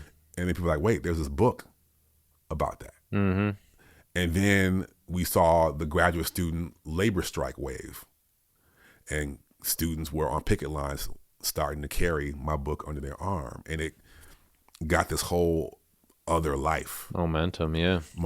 Because like, I'll tell you real quick, like trade press is like very different. And like, we push. We do a hard push for the first 3 or 4 months before and after the book. You have 9 months to sell about 10,000 copies. If it doesn't, it goes immediately to the remainders. My book didn't, even I was doing a heavy push on podcasts and Zooms and all these things. Once George Floyd hit, it just being, me, my personality, but also just the nature of selling books, it didn't work not being in person. Right? Yeah. And because the book has a couple, it's not like Ibram Kendi, anti-racism. Yeah. It's not the one word. It doesn't have the, right. The brand. Yes, exactly. Yeah, universities, that's cute, but you got to work through that a little bit. Right. So that first, they were not going to let me have footnotes or endnotes in the book. They're like, that's academic. We don't, people don't read that. That's ugly. But they allowed it, and they were thankful because they're like, oh, wow, this book is actually, it didn't sell the way we wanted to sell, but it's going to be what they call evergreen. Because these issues keep coming up. Yeah. And it's going to have course adoption. And that's because we allowed it to have endnotes. That's the way academics think. Sure. Right? Yeah. And so that's kind of what's happened. And for most academics, the book is the end point. You write the book and you're done. Yeah. Da-da-da. But for me, the book was the beginning. And I created a research lab out of it, mostly just to called the Smart Cities Research Lab. And this is like a purposeful dig at smart cities thinking. Yeah. Smart cities usually thinks about like design and technology. And I was like, where are the people? Right. And my research and engagement was like, okay, the smartest cities develop without displacement. Like people in the community, because my book was driven by over 150 interviews. It wasn't, people had written about it before, but it was mostly data, or it was boosterism. Like politicians or policy people. So I was like, what's the best way to understand how higher education works? It's not by understanding those who go to school there, but those who are subjected to the power of higher education. Those who work there, those who are policed by it, those who receive their health care by it. Sure. And that's the way I told the story. Yeah. And I got some pushback from the urbanists and policy people because they're like, you can't generalize this. It's a collection of anecdotes, 150 interviews. Right? Yeah. Okay. Yeah. Right. But that's the way they saw it. But that's what became the power. And it was storytelling, character driven. Yeah. And again, my lab was initially just like, I got all this data, then they made the book. So I'm going to have a lab and I'm going to have a place where I can train students and at the same time disseminate the materials to colleagues and be information sharing and things of that nature. But a brother in Philadelphia had just gotten out of prison was like, brother, I read your book. And he could read it because the way it was written. And he's like, this is my story. Like, I'm from West Philadelphia, what they call today University City, which used to be the Black Bottom community where I grew up. We got steamrolled by Drexel and Penn in the hospital. Can you come? We need you to help us. Like, it's cool that you're doing this information stuff, but we need you to come help us. And I did start doing that. And what did he mean by come help? Like, advocate for us, be a translator for us. I see. Appeal to the university to offer taxes, to offer reparations, to put some community centers in here, to stop beating us up, stop stealing our land. Yeah. Like, you speak their language, you tell them the story, help us stay alive. That's what he meant. Yeah. And I, like, in coming out of American Studies at NYU, these are the things we aspire to in being public intellectuals. Yeah. But most times, to be fair, a lot of times that politics happen in the work, right? This is a time where the politics came off the page and it was still grounded in the work. Yeah. And I was like, wow, okay, this is it. I didn't think about it as an opportunistic way, but I was like, this is the time where, who are you? Right. That's what I'd be like, this is it. So I started doing the work. And then there was a huge campaign in New Haven, Connecticut because of the power of Yale controlling that community. And there was a group called New Haven Rising during the pandemic. It was had a campaign called Yale Pay Your Fair Share. Yeah, seriously. I was reading in your article about the size of that endowment. They don't pay any taxes. $40 billion, but they're the biggest landholder in the city. Yeah. And most of the people that were in the labor union work at Yale. Most of the residents in the area work at Yale, and many of the properties are owned by Yale. So it was literally what I said in the book, a company town. Yeah. And the company was Yale. And they were tax exempt. Yeah, that's amazing. And so they have been trying to get Yale to the table for 40 years to offer some kind of increase. They already offered a pretty sizable tax payment, what we call a pilot, a payment in lieu of taxes. But the schools were still shit. It was a drop in the bucket. And they created this campaign where they, like, during the middle of the pandemic, they were bombing Zoom meetings for City Hall. They had a 100-car caravan that stopped traffic at rush hour in downtown New Haven. And then they found out about me, and they read the book in the lab, and they said, can you come help us? And between Philadelphia and New Haven and doing that work, I became a mercenary. And the lab became an advocacy arm. And that's what it is today. And of course, academics say, what's the next book? Right. And because I'm an academic, of course, I have a couple of ideas. That book about race and sociology was supposed to be the second book in a kind of what I call an urban knowledge trilogy. Yeah. Chicago's New Negroes, what's called Land of Darkness, and In the Shadow of the Ivory Tower is supposed to be a trilogy, but this book jumped up in terms of the urgency. Yeah. So I do have another project, but in reality, I could do this lab work and advocacy work for the next 20 years, which means I could retire doing this work. Yeah. And I love it. And it's a place where my ideas and my advocacy come together in a very real way. The very thing that I was trained to do in American Studies, to really be an advocate, in service, using knowledge to serve change and transformation and freedom and justice. Yeah. So I love it. Actually, just 2 years ago, when I was writing the book and all the time, I was applying for grants and foundation money and all these things, and didn't get anything. Yeah. You know? And good friend was like, you think they're going to give you money for talking about them? To tell everybody how like I have a chapter on Arizona State University, and I went to get this New America Foundation, which is a very nice foundation that tries that does fund like social justice projects. Yeah. But they're mostly about in the Middle East or abroad or drinking water in Mississippi. Right. But one of the funders of that project is Arizona State University. And when I got into the meeting, the interview, I was a finalist, and the woman who was the interviewee was like, well, I went to Yale, and I like what they did. And I was like, I'm not getting this money. Yeah. And so sure. it's the accoutrements and the accolades that we are trained to like, book awards and grants. I didn't get any of that, and it hurt. But I was borne up by community. Yeah. Everywhere I went, people that don't read or that were recently released from incarceration, single mothers, graduate students that are on the picket line. That's the award. Hell yeah. Those are the awards. But it's still hard though. The ego in me is like, this is a great book. Why didn't like fuck them? They should have got it should have been whatever. Sure. But 2 years ago, the Marguerite Casey Foundation, they were trying to rethink how we do foundations and how foundations have upheld white supremacy by what they fund and don't fund. And they started this thing called the Freedom Scholars Award, and trying to support work that wouldn't normally be supported with, an unrestricted amount of money to do what you do and to celebrate what you do. And I was named a Freedom Scholar 2 years ago. And that was incredible. That was a great confirmation and encouragement. Yeah. And just a reminder that there are different ways of being, there are different realms of value. Of course.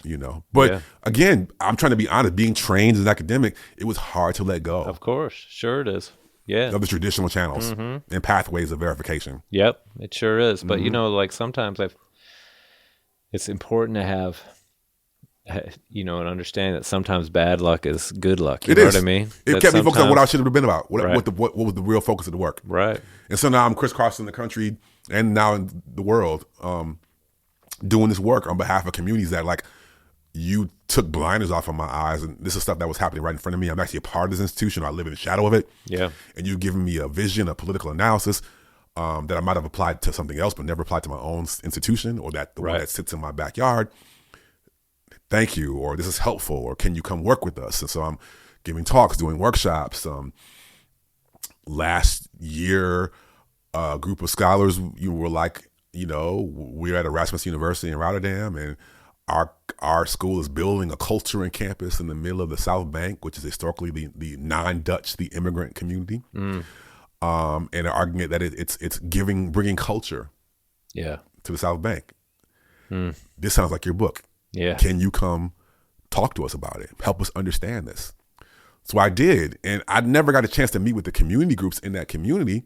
But then this year, they have these powerful cooperatives, which is a tradition in the Netherlands, as you know. And they were able to secure a couple of advisory board spots on this culture and campus project. And they knew about my book, and they asked me to be their representative on this advisory board. Wow. And don't know me, but felt the truth of the work. And that's you huge, you can't beat that. No. But the funny thing, bringing it back to academia, is after I started doing this work, I had another project, a chapter from my race and sociology book, and I submitted it to the Journal of American History or something like that. And I'm in this public world, and I'm trying to reach people. Yeah. And when they rejected it, and the reason why is because I didn't do enough to speak to the literature of the field, the historiography. Yeah. And I was like, you know what? I'm done. Oh. Yeah. That's not who I want to speak. I don't want to speak to the historiography. I don't want to speak to that community of deads. Especially for Black women, I get the politics and I respect the politics of cite me. Yeah. And respect those that come before me. Right. I get all that. But from another angle, I'm trying to reach a popular community. Yeah. I'm trying to make change. And so I had been trained out of thinking historiography first. and verifying my bona fides before I actually get to my argument. Yeah. I was like, I'm not doing that. And so I've actually realized that I've probably written more in terms of op-eds and white papers and policy briefs than I have in terms of pages. Yeah. Than I have in books and articles, and they have a different level of impact. Sure. So I just said, I don't know. I'm not saying I'll never return to journal writing, but I get enough invitations to write for collections and invited stuff that I'm not subjecting myself to that again. Right. And do you find it's a different kind of voice that you're using, and that you prefer that kind of being able to write in that voice? Do you feel like it's more your own voice where you don't have to fit into the kind of the academic? Yeah. So, and I don't even do it enough for the popular world. Yeah. Because I'm competing with novelists and journalists, and I'm not quite there yet. Yeah. Right. But it's somewhere in between. I've always been a hybrid. Right. And so, but like my book, my In the Shadow of the Ivory Tower book, they wanted me to like pick 2 or 3, maybe 4 characters and build the whole book around them and weave them in and out and come back to them. And like, it's not really built like that. Yeah. I was like, so can I make each city a character? And they really didn't want that, but they allowed it. Okay. Yeah. But even in that hybrid thing of like trying to populate and and animate data and stories and character build and world build, and I love science fiction, so I love urban cities, and so I love world building. Yeah, in my work, doing those things, and you can do that in academic work, but doing those things first, and not having to prove that you have the right to say these things because you have rehearsed the scholarship. Right. That is just something that is a different. It's a different voice. Yeah. Yeah. Yeah, and it's the privilege we have, to do what we do, that we can go off in a different direction. Well, especially once you get tenure. Oh, sure. Yeah, once you go, well, of course. And you had to play the game a certain way for a certain amount of time. We all do, right? Right. And then hopefully we are able to continue to work, but do whatever it is that we think is most urgent. Yeah, right? Or more fully. Yeah. Yeah, instead of hiding it or whatever people do to get through. So can you explain to me a little more about the lab? Just sure. I'm curious what does that actually look like? Yeah, so it sounds bigger than what it is. It's really me and a couple of undergrads. Okay. But it's also organized around partnerships with other labs and organizations across the country. Okay. It's like Minnesota Transform at the University of Minnesota and the Humanities Action Lab at Rutgers Newark. We partnered together on this thing called the Renewal Project. Okay. That came out of my work. And it really was driven by the fact that people were talking about universities in the era of slavery, and after years of resistance on the part of university leadership of even having that conversation, they started having it. But I started noticing they were like, "Oh yeah, look how far we've come!" Right? Patting themselves in the back, like distancing. I'm like, "Wait a minute." My book, I write about the role that universities played in becoming the friendly face of urban renewal and demolishing Black and brown communities in the 50s, 60s, and 70s. Not 1950s, 60s, and 70s, right. During the urban renewal era. Yeah. And so we came together, driven by some of the work that I was doing, and used the lab to build up this thing called the Renewal Project, where we basically take the same model of university studying slavery, but we have teams of researchers, students, and community members in targeted towns that we are able to clearly identify were sites where universities led or benefited from renewal projects that demolished Black and brown communities and were replaced with, say, research parks or campuses or whatever. And so you have about 10 teams now, everywhere from Austin, Texas, and Athens, Georgia, to the west side of Chicago, Denver, Colorado, New Haven, Connecticut, Philadelphia as well. Wow. And so it's 4 prongs. It's like archival research to recover the stories, classroom curricula on higher education and power and things of that nature. Yeah. And then creative placemakings like art and street naming and things like that. And finally, reparations campaigns. And so we've been doing that work for about 1.5 years, and it's wild. So the investigative journalistic team, ProPublica, they had discovered in Virginia this family that was living on the periphery of this university called Christopher Newport University in Newport News, Virginia. realized that that family was one of many that had been displaced to make way for, in the neighborhood called Shoe Lane, to make way for the university. And they were doing a long form focused study profile of this family. But then for background, they were like, well, is this just you? Is this just this one university, or is this a bigger story? Yeah. And someone said, you need to talk to the people at the Renewal Project. And they did, and then we consulted with them on some articles that got picked up by Essence Magazine and other places. If you don't know, Essence is a very prominent Black women's magazine. They made a 30-minute documentary called Uprooted, and then that got viewed by a Virginia state congresswoman or senator, and she created a state commission to study the harms that universities in the state of Virginia have put on Black communities. And it's pushing forward a finance budget for reparations for those families. Oh. This is from wonky, modest research out of a partnership between 3 labs. Yeah, that's amazing. Yeah, I just give that example to say this is what we do. We take the lab's kind of description is that we research and consult on best practices for building equitable urban communities, and that. The focus is primarily, but not solely, on university-driven developments. Hence, SMART. Right. Being smarter. Right. Higher education. Right. Sure. Alongside of like the human element of smart design. Yeah. And so that's one project. Another project is these tax compensation campaigns. So the work that we did with New Haven, we were part of that campaign, and ultimately we got Yale to come to the table and contribute an additional $52 million over 6 years for tax compensation. Oh. So then when that happened, communities across the country said, we want a New Haven. And they would bring us in to consult with them. And we've been doing that kind of work. Right. So it really is using academic research to serve community transformation and social justice. Other things we've been doing is, like, for example, a couple of years ago, a group of Black men filed a lawsuit after they made visible that they had been tortured by Chicago Police Department in a West Side Black site called Home and Square. To their credit, when they won the lawsuit, they didn't just ask for direct compensation for their families. They also insisted that Chicago Public Schools offer Chicago community history about the South Side Black community and the West Side, near West Side Latinx community. Wow. So we were brought in to help develop the curriculum.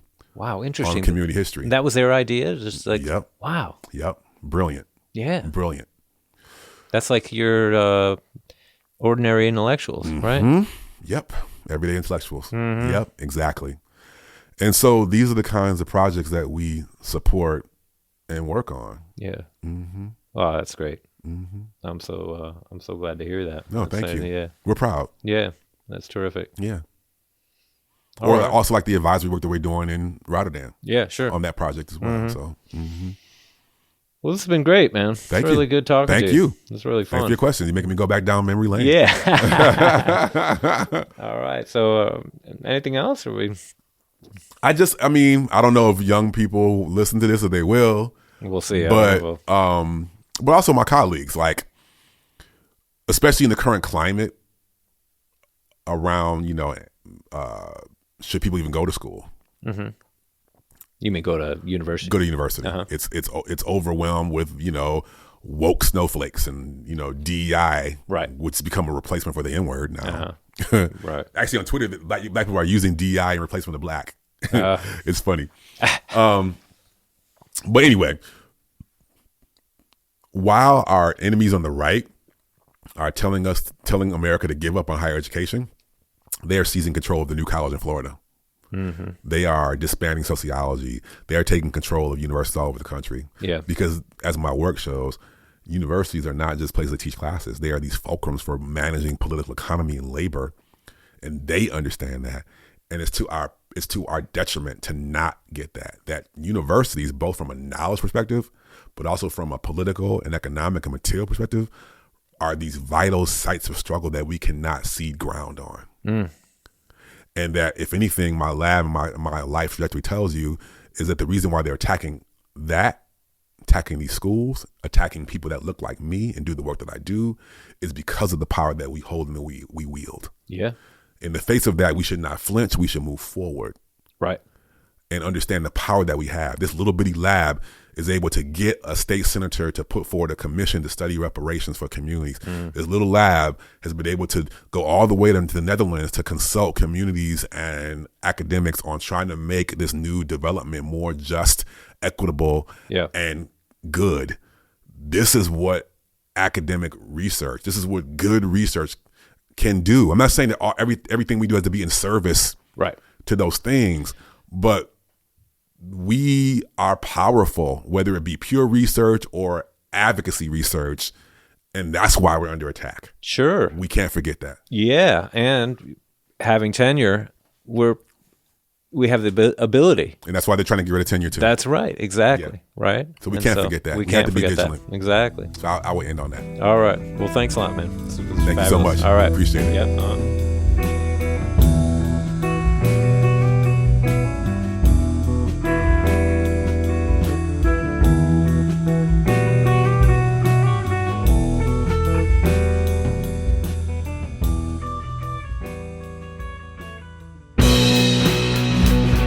There you go. Davarian Baldwin. Pretty interesting, right? I thought it was great. It was really, really nice getting to know Davarian and learning about his life. So thanks to Davarian for coming on. Thank you for listening. If you got this far, I hope you're hanging in there. We're going to keep trying to hang in there around here too. Make sure to like and subscribe. You can always like and subscribe right until the world is, until it's all over, till we're all gone. You can keep liking and subscribing. It's amazing. I'm kidding, of course. Don't like and subscribe if you don't want to, but it might help get the word out about this conversation with Davarian, which would be cool. So I'd appreciate it. In any case, we'll be back at some point, hopefully. We'll see what happens. Until next time, bye-bye.